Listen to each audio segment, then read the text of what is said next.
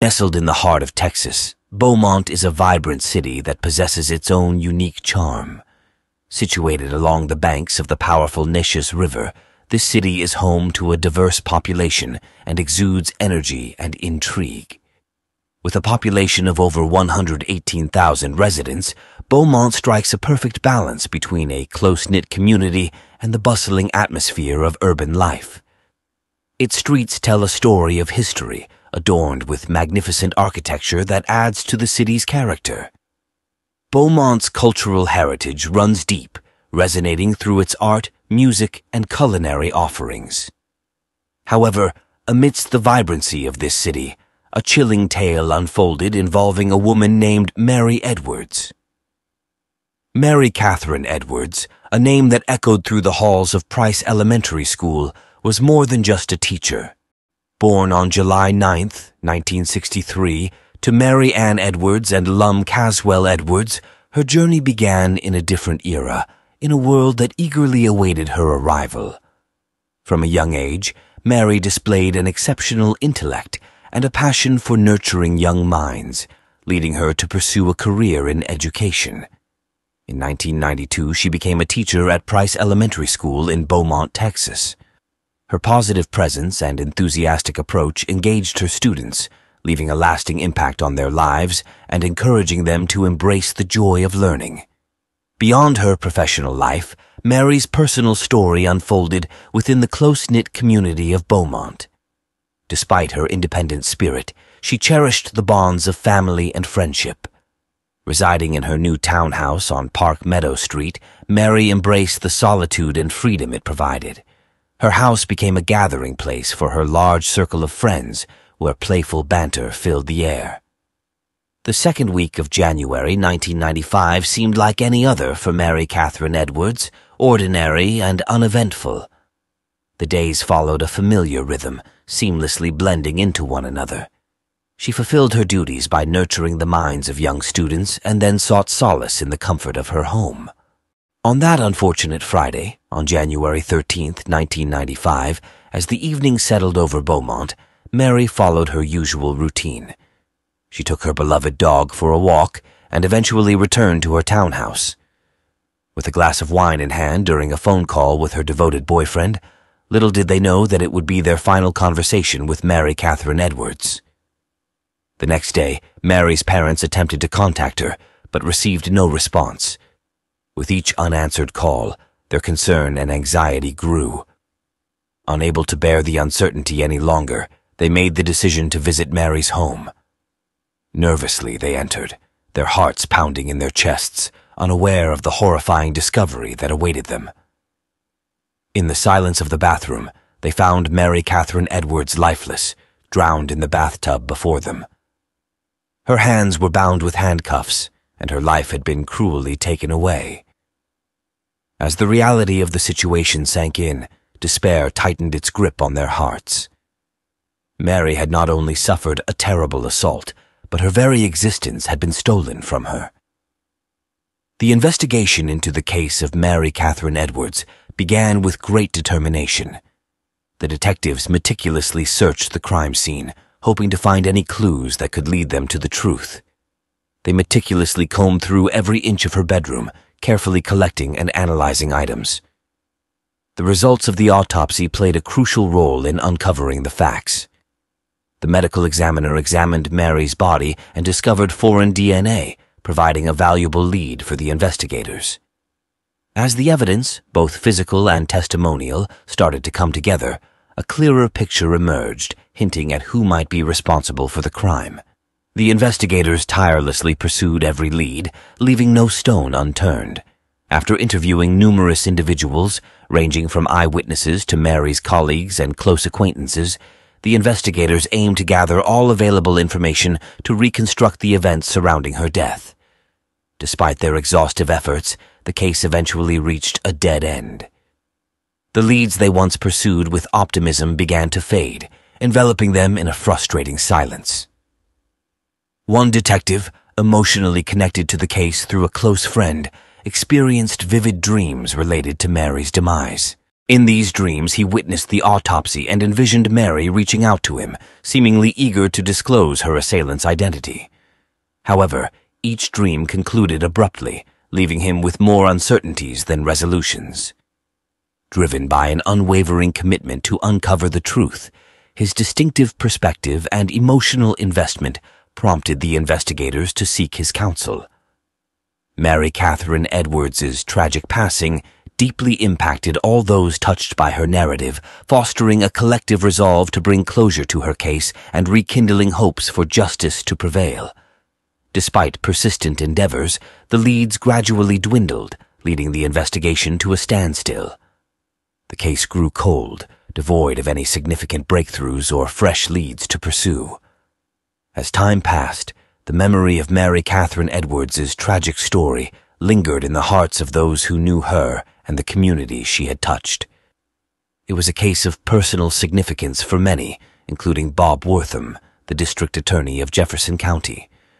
Several individuals in his office shared personal ties with Mary, either through their children, who were her students, or due to their shared church affiliation. This renewed personal connection fueled a fresh determination to seek justice. In 2020, the Texas Rangers, under the leadership of Brandon Bess, stepped up to reignite the investigation. Aaron and Tina Llewellyn, along with their partners, embarked on an exhaustive journey to meticulously reevaluate every aspect of the case. Their objective was to gather all the scattered pieces of evidence, meticulously sifting through old files and eliminating any duplicates to ensure that no detail was overlooked. Once the foundation was laid, the team began exploring new avenues and possibilities. It was during this phase that they crossed paths with Othram Labs, a pioneering force in the field of DNA analysis. Despite not being well versed in the intricacies of science, Brandon Bess recognized the immense potential that this technology held. He engaged in conversations with experts like Dr. David Middleman, the founder and CEO of Othram Labs, in order to grasp the significance and advantages of DNA analysis within the context of the investigation. The advancements in DNA technology played a pivotal role in cracking the case. DNA samples obtained from Mary's body were entered into a database, and authorities utilized family tree websites to search for potential matches. Finally, in 2020, a breakthrough occurred when a match was found, linking the DNA to Clayton Foreman. This long-awaited breakthrough injected new life into the investigation and paved the way for justice to be served. Detective Aaron Llewellyn, who also served as a Federal Bureau of Investigation agent, played a crucial role in the case. Recognizing the need for additional support, Llewellyn reached out to his partners at the Federal Bureau of Investigation in Ohio. The team collaborated and coordinated their efforts to collect discarded DNA from the suspect, necessitating a trip to Ohio. After thorough preparations and discussions with their Ohio counterparts, the team successfully arranged for an interview with the suspect. Astonishingly, he agreed to speak with them. However, this encounter proved to be a turning point in the investigation. Following the interview, he was promptly arrested on a murder warrant issued in Texas. Finally, the wheels of justice were set in motion. The significance of DNA evidence in this case cannot be overstated. DNA obtained from Clayton Foreman, discovered among discarded items, played a crucial role in solving the mystery. Clayton Bernard Foreman, a native of Franklin County, Ohio, born in 1961, was raised in a seemingly typical suburban environment. Despite his uneventful early years, darker aspects of his character began to surface over time. In 1981, Foreman's true nature was exposed when he committed a brutal crime, victimizing a former classmate. The details of the incident were chilling: a stranded woman at a gas station, a false claim of being a police officer, a ride home offered under false pretenses of safety. However, once inside the vehicle, Foreman's sinister intentions were revealed. He restrained her with a belt, brandished a knife, and subjected her to a horrific assault. Following the crime, Foreman faced charges and eventually pleaded guilty to the assault. Surprisingly, he received only probation as a sentence, leaving the possibility of future offenses open.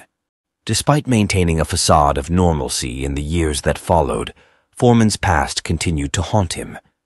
In 1982, he married a woman who was acquainted with Mary Edwards, a former friend and classmate from Forest Park High School.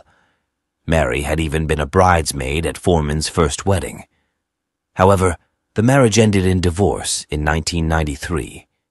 Tragedy struck in 1995 when Mary Catherine Edwards was assaulted and murdered.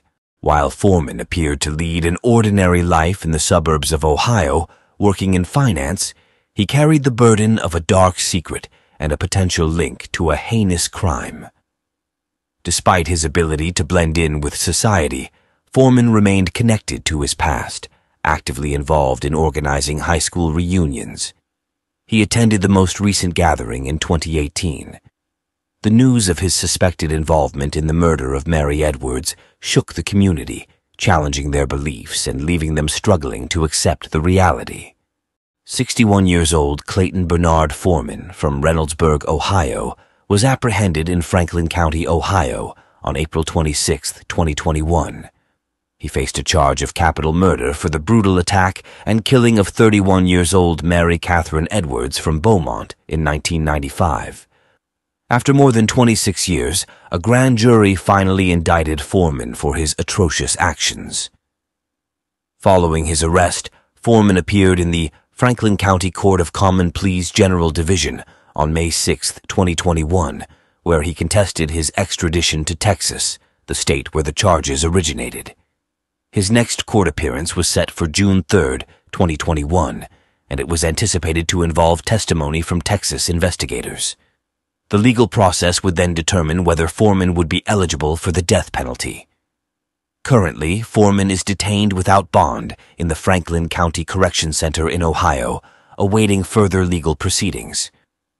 The prosecution, led by Patrick Noth, will persist in constructing a case against him for the assault and murder of his former high school classmate, Mary Catherine Edwards, in 1995. The relentless pursuit of justice has brought closure to this long-standing case and provides a glimmer of hope for Mary's family and friends. Mary Catherine Edwards was remembered by friends, family, and former students as a kind-hearted and compassionate individual who left a positive impact on those around her.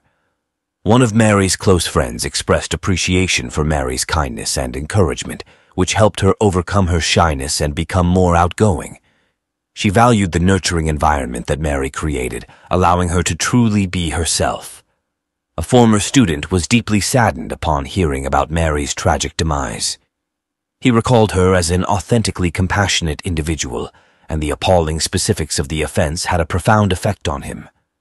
The student conveyed his grief, underscoring the horrifying essence of the event, which struck a chord with others who knew Mary.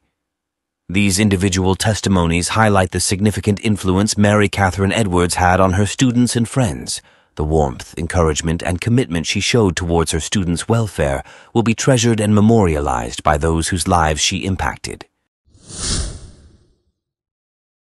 Tucked away on Dallas, Texas's southwest side is the Oak Cliff neighborhood, known for its own charm and personality. This thriving village radiates an irresistible charm with its blend of various cultures, varied architecture, and scenic beauty. The streets and buildings of Oak Cliff are painted in an array of colors that welcome you. There are plenty of visually appealing sights to take in, from the breathtaking paintings that border the buildings to the quirky boutiques and lively marketplaces. People in Oak Cliff take pride in their neighborhood and get to know their neighbors. With more than 64,000 residents, it is home to a broad range of people, each with a special tale to share. People from different walks of life reside in the neighborhood, from entrepreneurs to artists. However, a terrible crime happened here in 1989, in an otherwise quiet neighborhood. Mary Haig Kelly was a longtime Oak Cliff resident who led a happy and full life at her home on North Francis Street. On May 5, 1911, she was born in Clarksville, Texas. Mary had a sister and 2 brothers.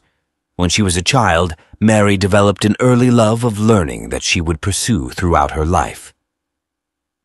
Mary studied at what is now Texas A&M University Commerce, formerly known as East Texas State Teachers College.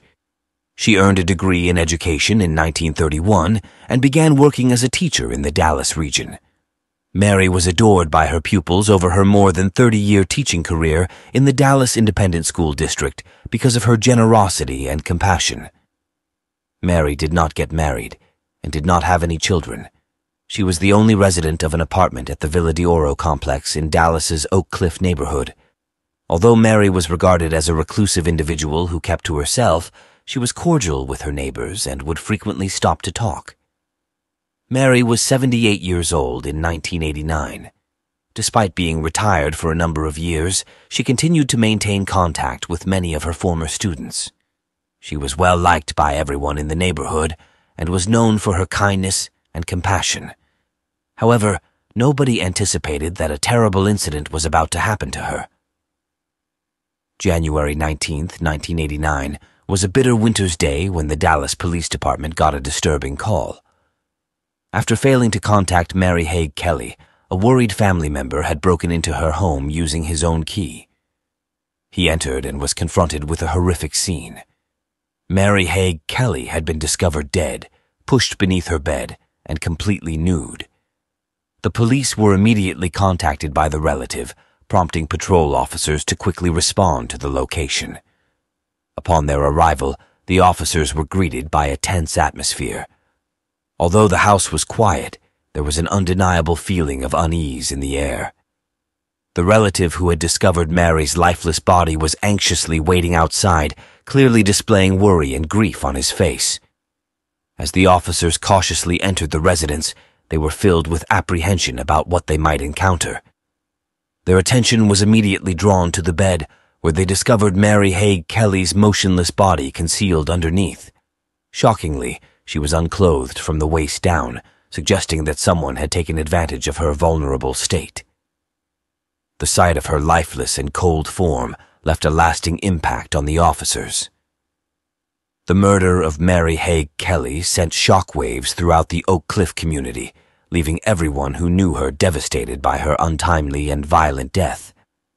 Known for her kind and compassionate nature, the idea that such a heinous act could be committed against her was almost unbearable. The post-mortem examination revealed that Mary had been strangled to death, her life cruelly taken by an individual who showed no regard for her humanity. The absence of forced entry at her home raised puzzling questions. How had the perpetrator managed to enter undetected? The investigation into Mary Haig Kelly's murder was conducted meticulously, with detectives interviewing numerous individuals of interest and thoroughly searching local pawnshops for her stolen belongings. Despite their diligent efforts, no substantial leads emerged, causing the investigation to reach a standstill. The lack of forced entry at the crime scene perplexed investigators as they struggled to determine how the perpetrator had gained access to Mary's home without leaving any evidence of a break-in. Fingerprints discovered at the scene were compared, but no matches were found, leaving the detectives at a frustrating dead end. Additionally, forensic DNA evidence was discovered, although it could not be linked to any specific person. The Federal Bureau of Investigation's Violent Crime Apprehension Program received the case information from a frustrated and helpless person who was hoping to uncover cases similar to hers. To no effect, pawnshops across the city were contacted to look for stolen goods that might have been taken from Mary's house. After months of inquiry and the exhaustion of all leads, the case ended without a witness to the crime. Detectives remained dedicated to cracking the case and providing Mary Haig Kelly and her family with justice despite the lack of advancement. The investigation spanned several months, yet with no witnesses to the crime and all leads exhausted, the case eventually grew cold. After 33 years, the Mary Haig Kelly case was reopened in November of 2021 when the Dallas County District Attorney's Office collaborated with Othram to explore the potential of advanced DNA testing in generating new leads. The forensic DNA evidence recovered from the crime scene decades ago was sent to Othram, and through forensic-grade genome sequencing, a genealogical profile was established from the DNA evidence. With the assistance of the in-house genealogy team, investigative leads were generated and shared with the Dallas County District Attorney's Office.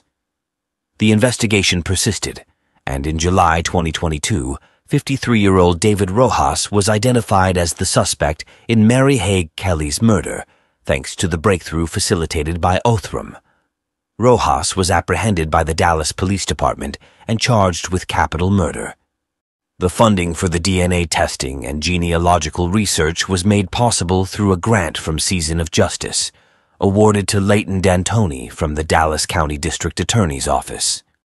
Season of Justice has played a crucial role in advancing cold cases by providing funding for cutting-edge DNA solutions such as forensic genealogy and next-generation sequencing. Rojas was 20 years old at the time of the murder, and genetic genealogy ultimately led to the identification of the half-brother of the individual whose DNA was discovered on Kelly's body. This half-brother resided next door to Kelly at the time of her demise. The police located the half-brother and utilized a discarded six-pack of Bud Light to match his DNA with that found on Kelly's body. Rojas's arrest was announced by the Dallas Police Department on July 22, 2022, and he is currently detained at the Dallas County Jail on a $750,000 bond. The Mary Haig Kelly cold case is a somber reminder of the value of justice and closure for victims and their families. For more than 3 decades, the investigation remained cold until advanced DNA testing and genealogical research brought new leads and identified a suspect. The work of organizations like Othram and Season of Justice, along with the unwavering dedication of law enforcement officials, played a crucial role in bringing this case to a successful conclusion. Assistant District Attorney Leighton D'Antoni of the Dallas County District Attorney's Office praised Othram's efforts in solving this challenging case, stating that the case would not have been solved without them. This case serves as evidence of the effectiveness of cutting-edge DNA testing and genealogical research in cracking cold cases that had long seemed intractable. On January 24, 1985, the lifeless body of a woman was discovered by a truck driver on Highway 78 in Olive Branch, Mississippi, near the Coldwater Bridge. The investigation conducted by the DeSoto County Sheriff's Office revealed that she had been strangled with a ligature. Notably, the woman was missing her shoes, undergarments, and jacket. Despite their efforts, the authorities were unable to identify her, classifying her as a Jane Doe. The DeSoto County Sheriff's Office described her as a female, weighing around 110 pounds, standing at a height of 5'3", and estimated her age to be between 20 and 35 years old. They also noted her distinctive features, including red to blonde hair, 3 small piercings in each ear, tattoos on the inside of both ankles, and a surgical scar on her left forearm. Unfortunately, no further details could be determined about her identity, and the case remained unsolved for nearly 4 decades. However, in 2022, a breakthrough occurred when Carla Davis, a philanthropist and Mississippi native, provided funding to the DeSoto County Sheriff's Office and the Mississippi Office of the State Medical Examiner. Their goal was to address the backlog of cold cases in Mississippi, including the unidentified woman's case. They decided to send forensic evidence to Othram, a forensic laboratory, in hopes of finding a match for the remains. Additionally, the Sheriff's Office thoroughly investigated leads from individuals who believed the Jane Doe could be their missing relative. These leads were meticulously examined and ruled out by the crime scene technician and evidence clerk of DeSoto County. Finally, in March 2024, Othram successfully matched the DNA of the unidentified woman's body. After nearly 40 years, her brother residing in California was contacted and informed of the discovery. The woman was finally identified as Lori Ann Mealer Pennell, who was born on September 6, 1962 in Missouri. Tragically, she was only 23 years old when she met her untimely demise. Prior to her disappearance, Lori Ann had been seen at a truck stop in West Memphis, Arkansas. Her family had filed a missing persons report, but she was never located. In remembrance of Lori Ann, her remains were laid to rest at Blocker Cemetery in Olive Branch, with her gravestone bearing the name Jane Doe and the date her body was found, January 24, 1985. The DeSoto County Sheriff's Department has affirmed its commitment to tirelessly pursue the individuals responsible for the crime. In a press release, they stated, "We firmly believe that justice knows no bounds of time, and as such, we will persistently strive to identify the culprits and ensure they face the consequences of their deeds."